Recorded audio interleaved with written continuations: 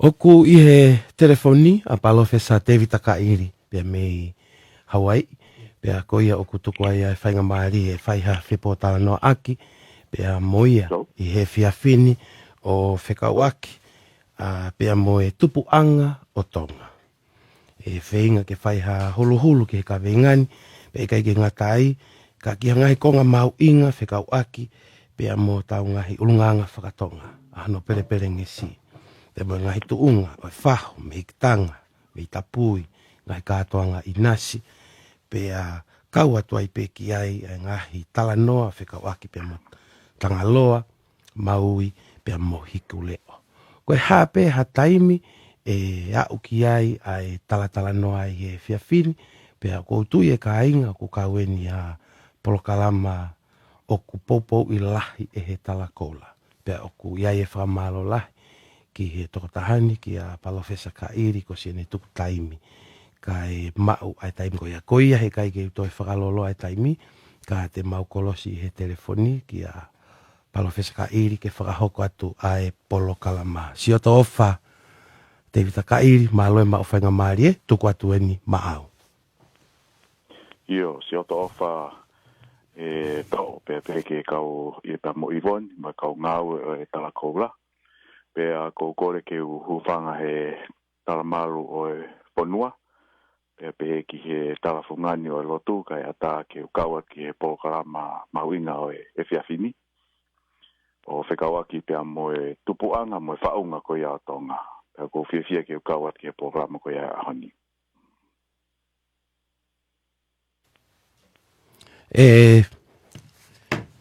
palofesa ka iri ko tui ko e taimi ko e ni ko e tuku atu pe ke kamata. Pea kou tui o kuiai a e ni i.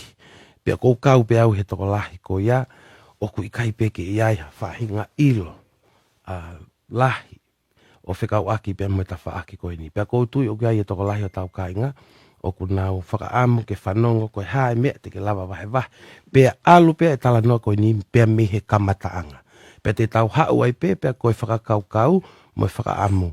E a watu ki he osi e tau prokalama i he tauni o ku iai e fu mama lahi e mau si o tau kainga toko lahi.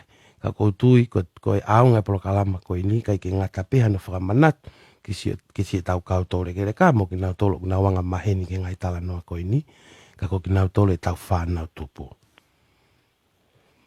Io, malo au pito. Ko e tala noa te uwhai i he whiawhini, ko e tala noa i ke tau tupu anga.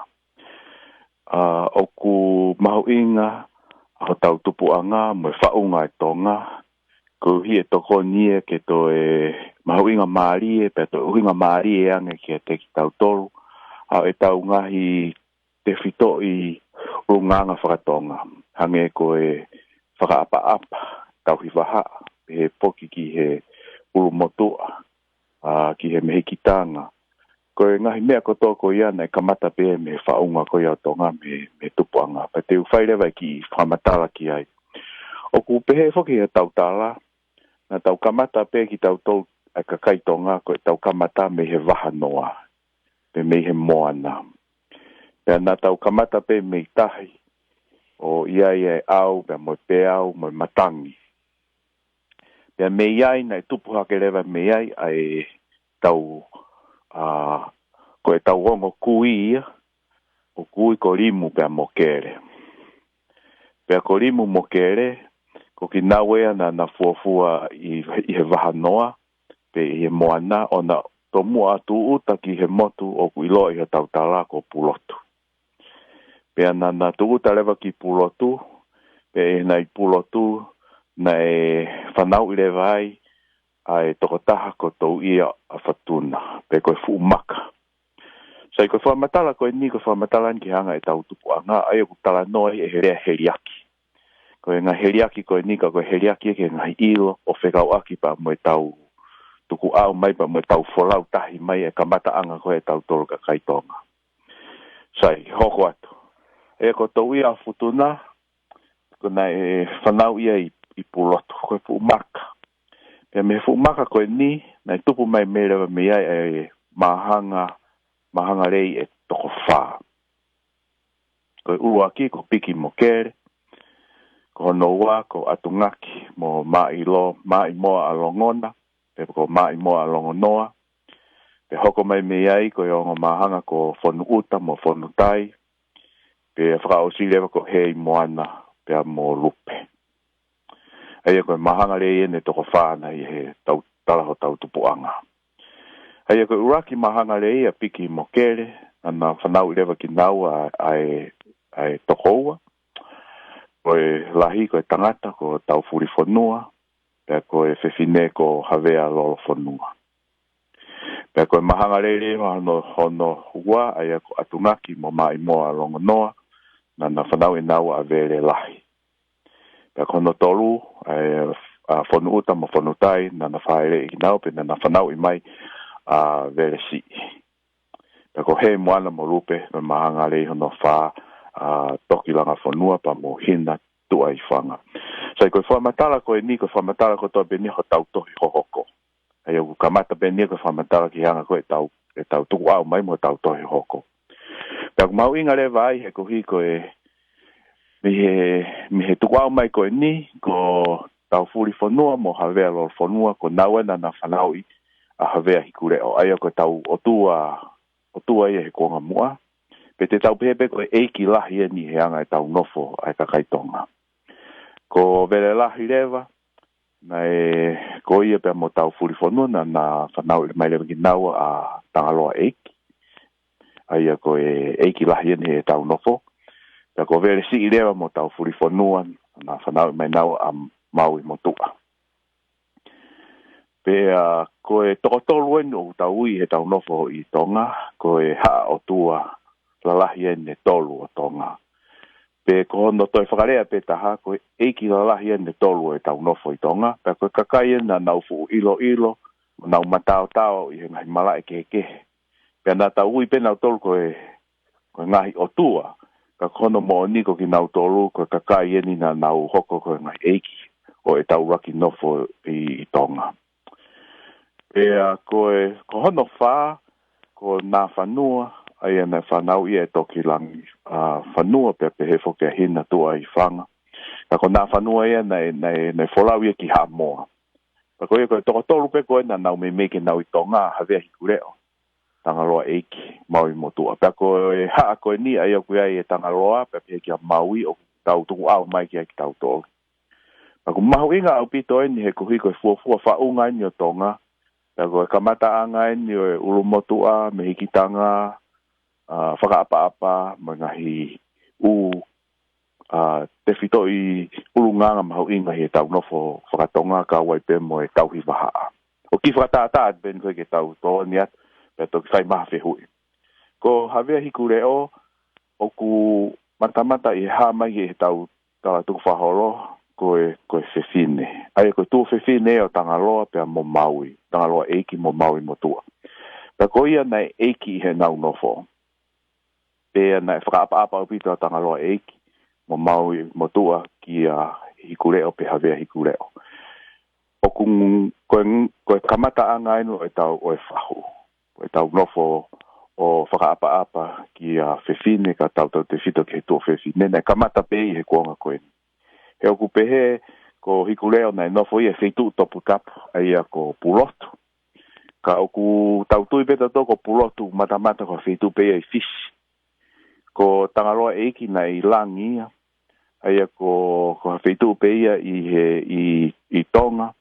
I he whamatala ni pe tau te taulape ke tau pe ko taha pe ngai wheitu i Polinisia tau te whito ki manua i Hamoa. Ko wheitu ena nofo ai ha eiki ko ene ko kau tangaloa. Pa ko maui motua nei nofo ia i lalo fonua mo mama. Aia ko mama ko tonga pe ia pe a lalo fonua ko e konga ia ki tawhawha hahake ko ia o Polinisia i he tau nofo. Ka koe kamata angaini o e nofo e tau whaunga. Aia ko havea hikureo, fuafua whahui, pa te hoko pea koe mehikitanga ki he hako ko ia tangaloa eiki. Paka tangaloa eiki ena e hoko koe ulumotua ia he tau nofo. Aia koe ne tū ko ia he tau nofo koe he aho ni o ku tau kei tuku au mai pe fo i whaunga koe ni mo anga e tau nofo koe ni.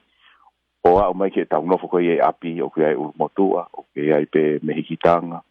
Ai whahu, whaapa-apa i tuanga ane mo tu fefine e o tau ko ve tapui mo ha fo kana kamata mai pe me foi ha ko ne to tol hikure o tangalo pe pe ko ya maui malo te ki ngata no pe ka fo ga na ya ha ke hu pe ko ha to e fo mama mai ki ai to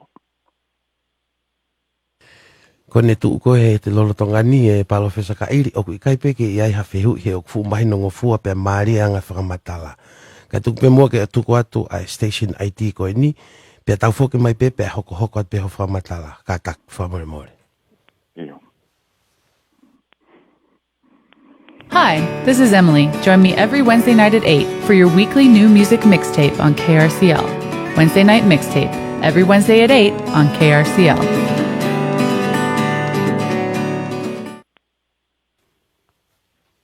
O moro tonga mea man ke talakola e he hiva no point hiva FM. Ko telefoni ko taha wal no noa tol ni mahiva, hiva taha.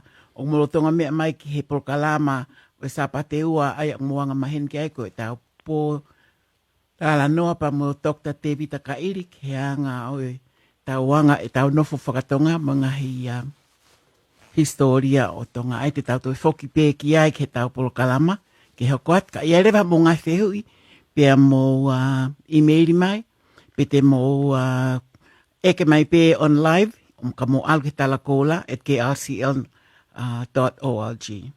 Malo apito Dr. Kaeri te mau ate taim ko nike hoko ata e tau pōta tala.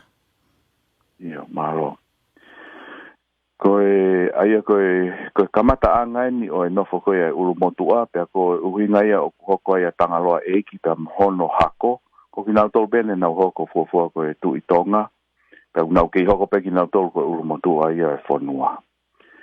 Ka i e anga ko e tau nofo, ko e kautanga roa, na nau hoko ki nau tolu ia ko e kau whakafofonga, pe ko e kau taula ia o hikureo. Ko e kātoanga i nasi, me ngahi kātoanga mahu inga e whanua, na e whai ia ki he hatu i tonga, pe ko e hako ko ia o tanga roa, ka ko hono uhinga ne whakahoga ka te ki nau tolu, he ko hina e fau ia te ki nau tolu, ki ho tau whahu roa pe ko me hikitanga ia o tau tolu ko toa i tonga ko hikureo. Hei ia ko hikureo, ko e whahu roa ia ranga ko e tau nofo i tonga. Kana e fau mai ko toa ia tangaloa eiki, aia ne hoko ia ko urumotu ia o e tau nofo. Ko mau i rewa ia he tau nofo, nei ko te hina ia o tangaloa eiki. Pea ku hape ia, nei eiki pea tangaloa eikia ka e tua a Maui. Neongo nei ai e ngahi lava mea mo ngahi mea ne iloa ia Maui mo tua mohono hako, o kaua e Maui atalanga mo Maui kisikisi.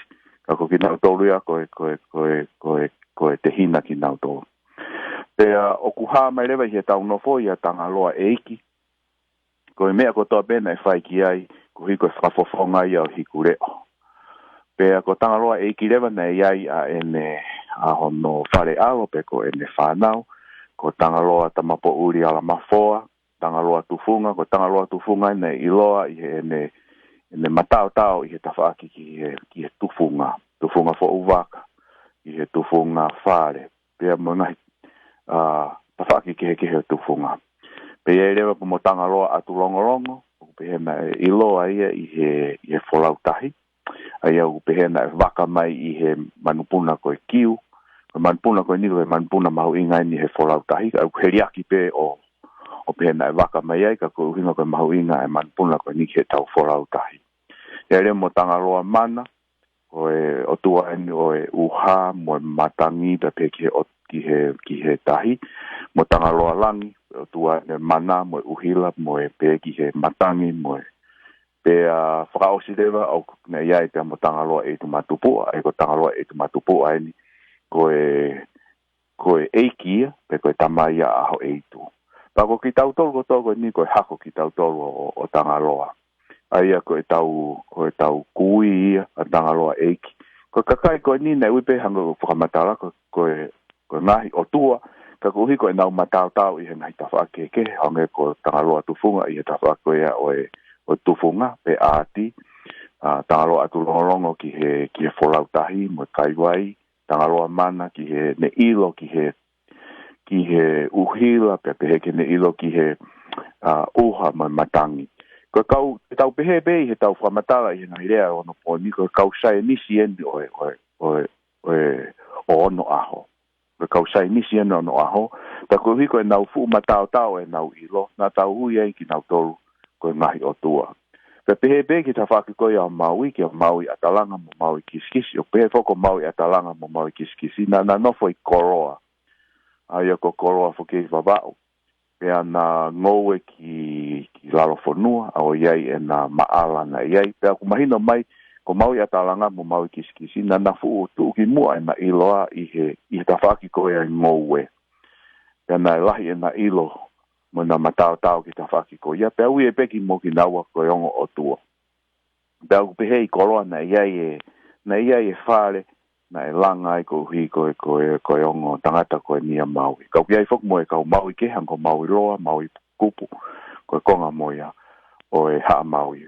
Ta ko maui atalanga mo maui kiskisi, ko ki naue na whanau ia tui moturiki, ko tui moturiki na e hoko ko tui talau.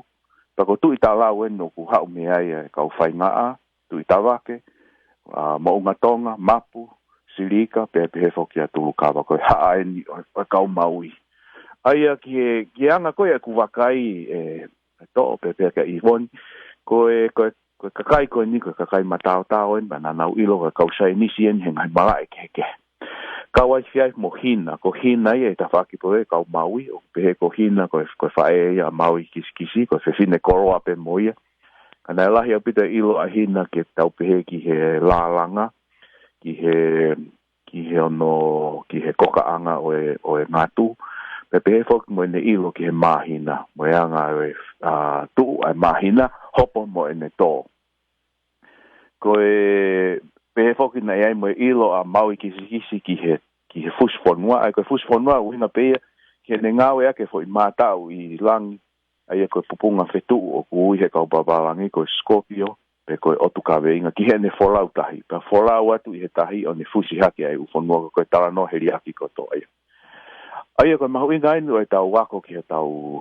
tupuanga, mo tau tala tupuanga, he ko tala no heriaki. Kau kui loto fufu mea ilo i he sae nisi pia mo ilo ki anga o e tau nofo whakatonga, pia pehe foki ki he tau whakapa. Pia ku pehe ko tangaloa pia mo maui na ana tauhi aho na tuwhewhine a hikureo. Ko mea ko toa bena e tauhi ki ai, pia na whakaapa ki ai, ko kamata anga e ni talu pe me i tuai mi he kuonga ko e ni a e tau nofo ko ia.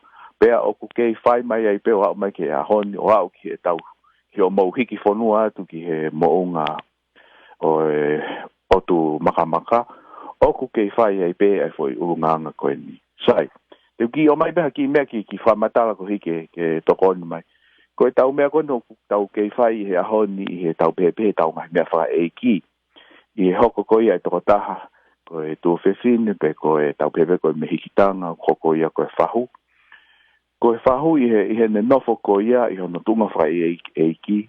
Ko e whakafofonga ia hikureo. Ai au ne whakafofonga hikureo he ko hikureo i he tau nofo whakatonga. Ko ia na ne tauhi a ngai lau maari e kakai e taimi koe na nau peki ai. Pena e pau lewa ke nau foki ki puloto. Pako ia o tau uomai o tau nofo, au mai ki he ano masima, oku kei whai pea e o wau mahau inga koe ni i he tau mea whaka eiki, au ke whai koe tau ngahi u apisia ko toa koe ni oku kei whai pea e fo i nofo koe ni aia koe whahu, oku hoko e koe whakafofonga hiku reo. Pea mo ulumotua, o neangi, mo tataki e kāinga, o hange koe ko whakafofonga i au tangaloa eiki. Pea mo e toenga e kāinga, nau whai e ngāu e mahau inga ki hona puke puke. Ko ngai whai whaunga koe nina e tāru pe me tupuanga o tonga, me ho tau tala tupua, mo hono whakahoko mai o au mai ki ahon ai au tau kei whai. E paku māua e tau nofo, pea mahino e anga tuunga e nofo e whamiri, mo e kāinga, mo hono ngahi tuunga takta. Ai ko tangaloa eiki, ko eiki e ka ko maui motua, me tua ia i hanga ne tuu pa mo tangaloa, pa ko e na ne whai ngahi ngāu e lahi i hanga o e nau nofo. Ka maha koe ki toa pea ki konga, ke tokoni atu ki hanga koe e tau wakai mai he ahoni, mo e tau sio ki hanga e tau nofo, o ke whai mai pea e ngahi u. Neongo ke e ngahi mea ku ririu, pa pe fo ke ririu koe a ngai vilo ai taimi ka o ku tau ke fai pe ngai mea ko ni ma ko ki makai bena ku ya ha fe hu mai mi he tau kau whanongo ke toko ni atu ki anga e whamatara o e fiafin ke whaunga tonga. Malo apito Dr. David Takairi ai ko uien e talakola mi ana masima i hiva na po ni hiva FM o ko ilo oku fu mari apito whakamatala pak fu ta fu apito makauli sena pak te kai ki hata ta mai o whawhihu i ha me apite ne peha o he online ka te mau tuku haki i tamisi ke ato ke ne hoko atu patau to e hoko atu pe tau po tala noa fu mari apito. Fa ata atu ki he tohi ata ka ki mo tol ko toa peka pa ugai ha mo fehu i te mo lava pe o mai hanga tonu i he tohi ata. Ko ki mo tol ko toa pe o ku whanongo pe mi ngalu ea o ko nau whakamanatu atu ku ikai ke ata e laine ko ia ai whare whakamawhola rea ke mo fetu taki hanga tonu mai ki ai. Ka te mo lava pe o toki tuku mai aho o mo ngahi fehu i ki he mau pesi ko ia e talako la pe e toi lava pe te Takairi i a taimi i kaha u ke nehanga o toi hulu ki ngahi whamatala ki ngahi whihu i ko ia. Kai ke i he tuu koe ni i he lolotonga ni hange pe kona lawe ke ane nei o kui kai kai ha whihu ko tui o fu maari e whamatala. Ka koe mea taho ko mau e au pea me whamatala kona ki whakahoko e Palofesa Kairi. Ai anga i tala noa mono ngawe ake heri aki. He koutu ke anga mahene a e ku mau a aku ia. Na uos whakakau pe au koe pe hepoko o tua ko whakakau pe au ki ha. Ki he o tua. Ko e tautala noa ko e ki he lalofonua whakakau pe ki lalofonua. Pe ko pulo tu ko whainga wheitu i wheia. Ka whakamama lahi ia o mahino ka te au hono ngau e aki pe mono maari e. O e tau ngau e aki e tau tolu tonga a heri aki.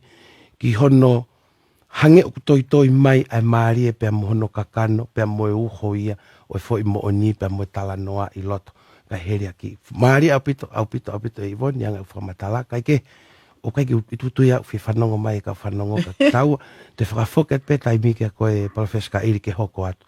Te whamanata ki moto na moto kau mai i he tohi ata, koe polokalama koe ni, pia mo Palofesa David Takairi, pia mi Hawaii, koe tala noa ini ki he tupu anga o tonga. Palofesa Kairi. Yo, malo apito. Ko e hoka pe i heri aki. Aia ko e tau historia, po ko tau tala tuku whaholo na e ngau e ake heri aki ko hike whaingofua hono puke pea toi maari e foki. Ku mahuinga ki he tonga ke ikai ngata pe i he ene uhinga maari e ka toi ongo maari e foki. Aia ko e heri aki e na ngau e aki hono whahoko e tau tala tuku whaolo.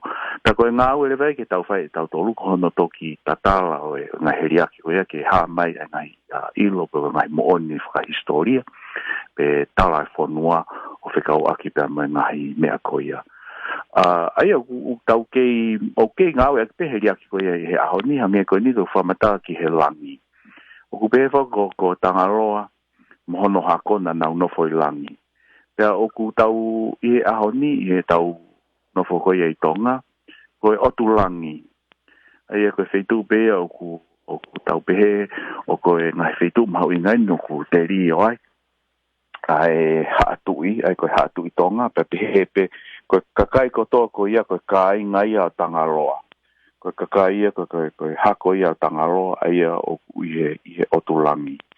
Pea koe tautala noa ke he langi ko ia, tautala noa toto ki ai ke he langi koe whaitoka, koe ke tautala noa ke he langi koe vinga ki olunga ki he langi i he vani. Koe anga ia he riaki o e ngau e aki he kakaitonga o e nau tala noa.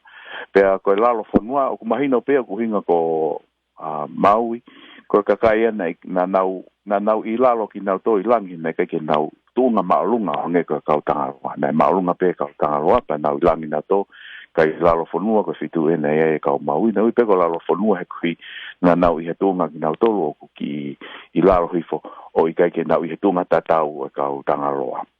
Aia koe anga i e foke tau ngau e aki o e heri aki. Koe konga mahuinga e taha, koe tau wanga koe whaunga o e nofo ai tonga, o ku taki maupe ai lahi. Koe tō taha pe o ku lahi ko ia o ku taki. Aia i he tawhaaki ko ia o e mehikitanga, pe ko e whahuloa, pe ko ki nautolu, ko ki nautolu e o kulahi, o ki he nofo ko e tonga o ku nautaki ki nauto pepe ke u motua nautaki mo ki nauto kono uhinga he ko hiko ki nauto ru o ku motua tua tau kei fe unga lahi e nau ilo i he nau nofo ki nau fai hono whaka uta nofo e kāinga ai kono uhinga e taki ai lahi he tau nofo whakatonga koe ko uhinga koe nau lahi ka koe uhinga ko hiko nau tōku fuoloa mo nau tau kei ma tua whiunga pea toe ka pau ko e nau tangata eiki po nau fine eiki na lahi na e toi tuku whahoro mai fo i ilo ko ia ka nau tolu ki nau hoko atu ake nofo ko ia hono tatake whanua pa ko ia ko me peu hoko ha tau tolu he tau nofo i tonga ko tangaloa eiki en kono hako en nau kei whai hono tataki ho tau whanua me he hatu i tonga ki he hatu i takalaua pepe ki ha tui ka noku polu ko nau tolu pe ia nau whai hono tataki ki tau tolu he ko nau tolu o nau lahi i anga e tau nofo whakatonga. Pea koe una pēne o tau whakaapa-apa e ki he mātua, mo ka kai tau reka, o tau whakaapa-apa ki nau tolu ko uhi koe lahi o e nau ilo, mo e nau tau kei. Pea ko ki nau tolu lewa ia, ko nau hoko ki nau tolu o eiki, pa nau hoko nau tolu ia. O hange peha o tua ka tau tolu ko uhi koe mahu inga o e anga o e nau mai ilo hi e tau nofo whakatonga. Pea o ku kei haa mai pefo i whaunga ko ia i he tau kei nofo ko ia i muri, pepe he i he tai nengo peu fa ia tai meni ho ku ia ki fa tamaki mai va lau he family ko hai toton ke taki ka ko yanga ko e tau no foko me fa unga tonga talu me kamatanga na taki mau pe to ta ko lahi he ta va ke kai fe fine lahi he tangata ai ko me ki tanga me u motu ko na wai una fai no fa u ta family mo no fa re talu pe ia me hikure o pa mo tanga loa e ki na fai no fa u o fonua ai ko tonga ai professor ko ia ki to ko net ka wakaina te ha fehu mai o ku ia e fehu i professor ka iri ko e fehu i ni ate vita lautaimi hakau motu niu i he tohi ata ai ko ene kore mai professor ka iri ke hanga mua o whakamama mai a ngeo whelave i moe whahu. Koe ha e whelave i ai whahu whakatonga pea moe vasu whakawhisi. Koe a maro bito. O ku ha mai heni ai mahu inga e tau tala. O ku e whekau aki he ko uhi foki ko pulo tu i he anga e tau heriaki whakatonga. O pe ko pulo tu na e tu uia i he tawa aki whakahihifo o tonga. Pe koe tō anga ko ia e laa. Aia ko whea tu whakahihifo me i tonga, ko fisi. Pe toke lau hihifo tonga ko fisi ia. Koe wheitu ia o pehe ko e whakahihifo ia tonga, pe koe lulunga. Aia ko e ne tu ko ia ko fisi, o ku matamata ko e whahu mo e vasu, o ku na whekau aki au pito a e nang aringari na tupu ko to me pe me i pulotu aia ko fisi ia. Ai fo i mahu inga ko ia whaapa-apa ki he kakai whewhine, kai tau te whito ki he tua whewhine, pe koe me hikitanga. Aia oku ia e nihe o nau whakaukau koe matamata koe tupu me fish, pe koe ka koganga he ka pau ko pulotu ia i hanga e tautara, ko pulotu ia ko fish. Oku o si haa mai pe ia, koe wheitu ia oku na e tupu me e tau nofo ko ia o tau te whito ki he whapa-apa ko ia ki he whahu, pa ko ia una whekau aki au pito aki nau e whahu ta moe vasu. Oku ia ki whehui, oku tohi mai peni he toko taha pe oku ilo kai ke lawa o telefoni mai. Lau ki he tawa ako ni tu asina. Tu asina, koe ha o whaanga ai o kai ke ahane whamataka koe uhinga ia ene e ke mai ke amoha ki whakamamanga ke tawhaaki koe ia tu asina, pe ku tu whakataha pe moe whae tangata koe ha aianga tu ai ongo pe ku na whekau aki pe, koe whehu ia. Iyo, alo pito.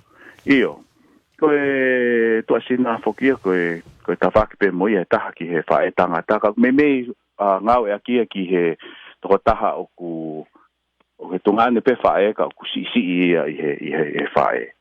Ai wha ngau e ake o rea tu asina. He ko hui mana tu foki ko e taunga ke le tua uhinga tua foki te mini ko nga pe ka to ta o ku toki hoko mai ai mo mata pa toki ata toki hau I hono tua e ko yanga ko ku mau akuia fa nga ke fa e tanga ta ia ki tau pepe ko tunga ane o fa e o ku lai I fa e pe toki fa me nga ke to asina ko uhinga ia ko tunga ane sisi e fa e ia ko fa nga aki me ka ela ba pe nga ke fa tanga ta ke na o lo ka ko anga ko no fa nga aki totonu o me ke pehe hono nga papa ko ke hata hai he tanga ta e la I fa e pea o ku na tuasina lo ua pe. O koe e whakamatala heni mahalo koe tokoni mai pe Professor Kairi lo au taulanga lea na ne pehe koe whahu ia koe uhinga ia ki he taimi ko ia o ku te alu ai o hū ki he tamaha. Pea ko e te alu atu pe o totolo atu he matapa o te totolo atu pe o whawha ki he wae o e tamaha mo te hū pe mo kore e ne whakamore ki he tamaha. O kai ke fumahino ka au e anga whakamatala koe ni ka koe tuku mai heni I he tohi ata. O kui ai hao o kai hao whakamama pe hulu ki ai. Iyo, koe ngai ukonga ko ia whake ke tamaha koe ki mui au pito ia ke tau tawhaki o e tau talatu whaholo. Koe toki konga mai ki mui ke taimi ko ia e tui tonga. I he konga ko e tui tonga. Pe ai uha mai ene e pe whanki I ririu ne kamata ke hoko mai he tau wanga e tau nofo I tonga.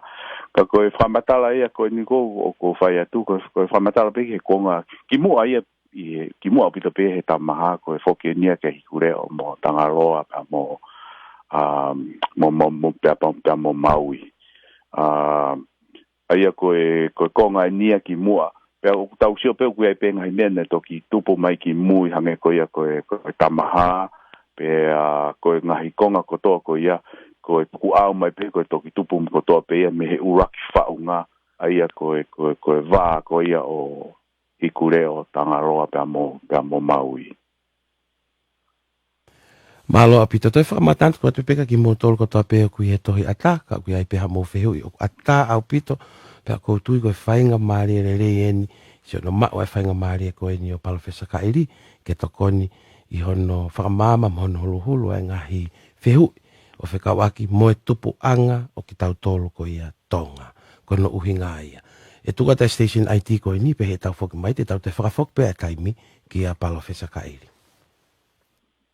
O ko molo tonga mea man ki talakola hiva no point hiva FM ko telefoni ko taha val no tolu ni mahiva hiva taha o molo talo tonga whepotala no ak pe mo te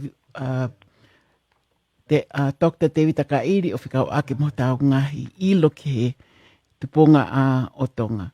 Ka ki mo aia pa te tauto hokat kia ka o sa station IT ko ni. Happy Big 4-0 KRCL! Malo apito.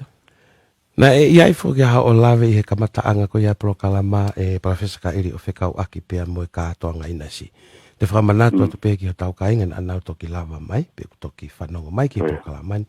Ko e uhinga e veita tala e whiawhini, ke whaiha hulu e muna whakamama e Professor Kairi o whikau aki pia mo tau tupu anga I tonga. Tupu anga tonga. Pe alu pe e whakamatala ko ni ki he kamataanga o hange ko ia ko e ne lawe. Pe e toki alu atu ai pe ki muiange ngai prokalama hoko atu. Kai ke kana ke lava lava ane nai mi he kamataanga ai ko kamataanga ni mia hikure ngai tangaloa wa ukia maui mo anga ho tau tupu anga kotoa. Na ke lava o whekau aki pe me katoanga inasi. Lava o katoanga inasi. Katoanga inasi ko me katoanga inasi. E whai ki he tu I tonga. Ai ana e koe katoa e kakai ko ia tongana na o mai ho nau inasi. Ko e whoaki e ki he tu I tonga. Ka kona uhinga na e whoaki mai ki he tu I tonga, he koe tu I tonga ko e whafofonga ia o hikure o. Ko e whafofonga ia o tau pehe ko e whafofonga ia o tau mihikitanga, pe ko e whahuroa ia o ranga e tau nofo whakatonga. Pea I he tau tui whakatonga ko hikure o, ko e otua ia, tau pehe ko e otua ia e whakatupu. Pe ko e otua ia na ne purei ai ai whakawhanau mai ai tau ngoue, pe pehe pe ki kakai, pe mo ngahi mea kotoa pe I na tūra na tupu ia o makatuunga ia mea hikureo. Pe kono uingana o mai ai raki fua e whanua, kau ai pe poro, mo ngahi mea pehe I kātoanga I nasi, koe o mai ia ke tuitonga koe tau pepe, koe tau hiwa ia kia hikureo, koe whakawhetai, koe uhi koe hanga whakafua mai, e tau ngoue.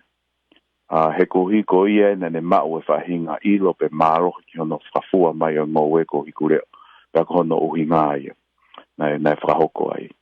Aia koe foi whaapa ko ia na whai ia mei mua o a wai peki he whehu I koni na whai mai wheko aki mo tamaha, ai koe tamaha whokia whewhine, ai tui tonga whewhine, pene hoko ia koe whahu ki tui tonga, pene whai kia ngai whaapa I he konga ko ia. Ka ko ki nau tolu ko toa ko ia, koe foi whaunga ko ia, koe kamata ko toa mai pe ia mea hikureo ki heanga e ku mau ki ai. Pea moe mahauinga ko ia o e tau ngai kātoanga haka kātoanga I nasi. Iai hao lau o whekau aki pea moe veitapui. Ko ia, ai koe veitapui na kamata pe ia.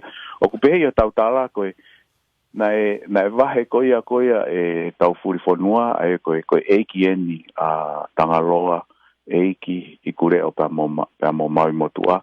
Na ne whai koha no vahe e whanua na e vahe hikureo ki puloto, ai koe wheitu topu tapu ia. Pea Tangaroa ki langi, pea mau ki lalo whanua. Na e kamata pe me ia hono vahe ai koe tu whewhine tau pepe ko hikureo. O mavahe ia, me Tangaroa pea mo maui. O kamata ai e whamatala koe ke veitapui, mo mahu inga ke tau ke fwoi topu tapu ko ia I he vā, ko ia o tunga ane mo tua whewhine. Aia koe kamata anga ina e whaipeia me ai I he kamata ai fwoi whakaapa I he vā ko ia o hikureo Tangaroa pea mo maui. Nai o si wahe peki nau toke nau nofo I he ngai fwoi wheitu keke. Taru pe me kamata anga. Whanua keke nai o si maa wahe peo. O hange peko e tau nofo I he taimini o ku kehe pe wheitu o nofo e tu hine me tonga ane o nguna maa wahe anga ho nofo ki nā wako I koe mahu inga e veitapui. Pea moe mahu inga pe ku hi koe whakaapa I anga o e tau nofo, pea moe ngahi mea kehe pe. Ka nai kamata mai pe I he konga koe ni o ia e kau Tangaroa. Pea nai kamata e tau furi whanua. Koe eiki a Tangaroa, hikureo Tangaroa pa mo maui. O ku haa mahi no eni ai pere ngesi, ai anga he tau ngahi, e anga ho tau lunganga whakatonga. Pea o koutui o kui kai koe ako lahi eni ki a te au, te talatanoa pea ki a te au, pea koutui wena kua hakonga lahi ai si kau whanongo. Ta kui kai koe whainga mea koe nina e toki tupu koso pe, ta koho tau tala eni, na e kamata pe ia, pea mi mua, mi ono aho tau tala, I he whaanga hano whakanofo o ki tau tolu, koe kāinga tonga pe koe kakai o tonga ki he anga e tau nofo whakai whaamiri, whakawhanua pe moe whakakainga. Kai ke te tau tuku pe mua ke o atu ki foi fasi pe te tau whoki mai taim no a mahaka ki foi fasi e sekoni pe tolu noa ke whaka pe te tau whoki mai rewa pe to e tala noa pe mo palofesa ka iri.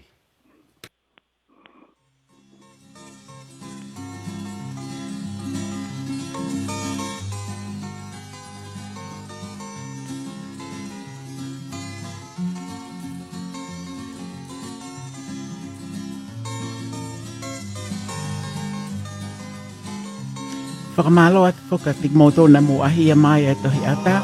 Toko lahi au pito. Ia malo mo whanongo mai.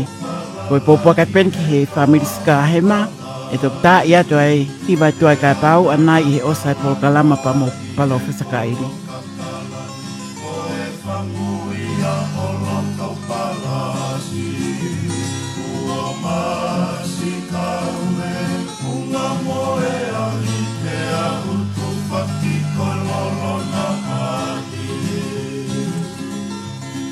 O whātu kia koe sa alote tuiniua mo tō tai tuiniua ki he Port Wine Guest House. Malo e whanongo mai ki he ui a tala koula I he pōni.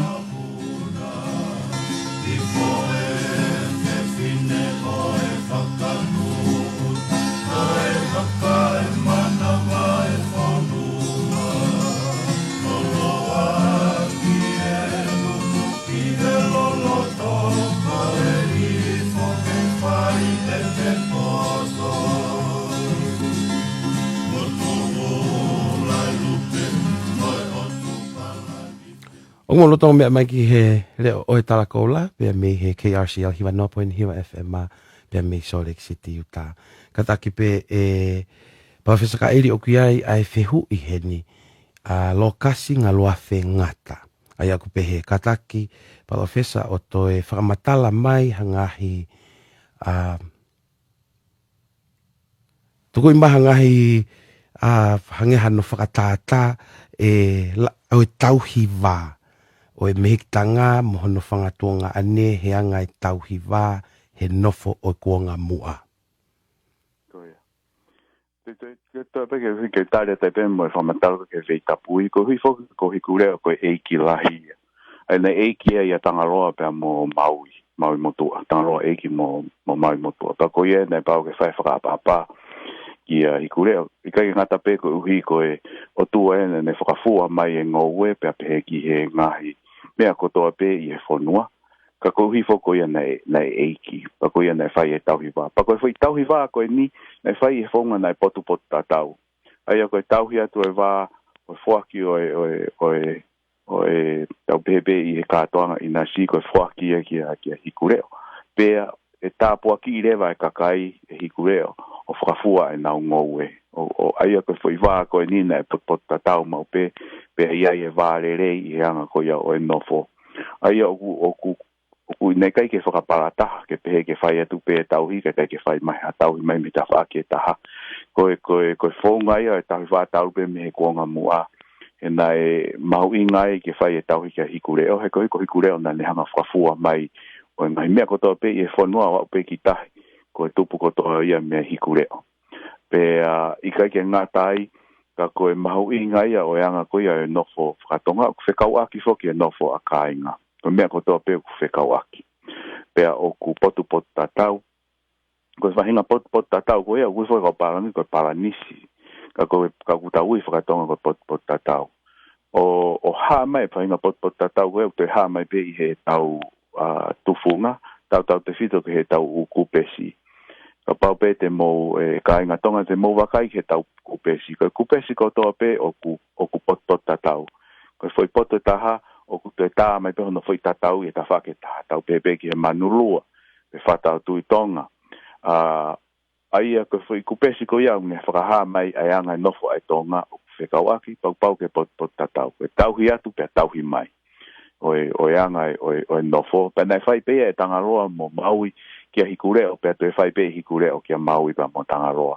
Pea Merino, pea Mauluta, ai nofo ko ia e ka inga, taru pe me he kamataanga, me ho tau whaunga, me kuonga mua me ono aho. Ko e whehu i hono hoko, me rintuku afu. Kataki o whaiha whakamāma ki he whehoa naki ai tala tupu ako eni o tonga, pea mo ngahi tala tupu a tatau o e otumotu Polinisia. Io, maro. Ko hikureo, Tangaroa pea mo Maui, o kunau toi haa mai pe i he ngahi tala o e ngahi whanua o e otumotu koia o Polinisia. Hange koia ko hikureo, o ku iloa whaka hikureo, nai havea hikureo foki he tau ui tonga, ka nai savea si ureo i hono ui ha moa. Pea ko Tangaroa, o ku iloa e ko Tangaroa, i Aotearoa, pe ko Kanaloa heni i Hawaii, pe ko Maui, tau pepe ko hange ko Maui Atalanga, pe ko Maui Kisi, na iloa ia i Aotearoa, ko Maui Atalanga Tiki, pe i heni i Hawaii ko Maui Kiki, pe i Hamoa ko Maui Tie. Ko ngahi hingoa ko ia ko e tau whanga kui pea tau tōna nau whorau horo e ngahi whonua o nau whakatupu mo whakakakai e ngahi whonua ko e tau te whito ki Tangaroa Maui pea pia whekea hina. Ko hina mo e kau Mauina nau mei ko e whoikainga pea e taha. E kuha mai pea ko Maui mo hina na whorau mau pea na whakawhakao mau pea e na nofo. Pa ko ia o kuai rewa ngahi wāo fi au pito ko tau wakai ki he tala o Hawaii, ko he tala o Tahiti, ko he tala o Hamoa, tala o Aotearoa, o to e haa mai pe e tau whakakui koe ni I he whakatupu a ngai whaitu ko ia me ngai whanua ko ia. Aia o ku mahino mai koe ngai tala ko ia ko tau historia pe, manatui. O ku whakamatala whakaheriaki mai, o ku tala mai I heriaki. Aia o hange koe ne whakamatala ki mua, ka pau ku mai ko maui nei awa fuse whanua. Koe unga pea koe wholau ia a maui, ngawe ake whai otu ka veinga koe koe matau a maui, pe koe Scorpio no tala whakapitania. One ilo ai whanua fo'ou.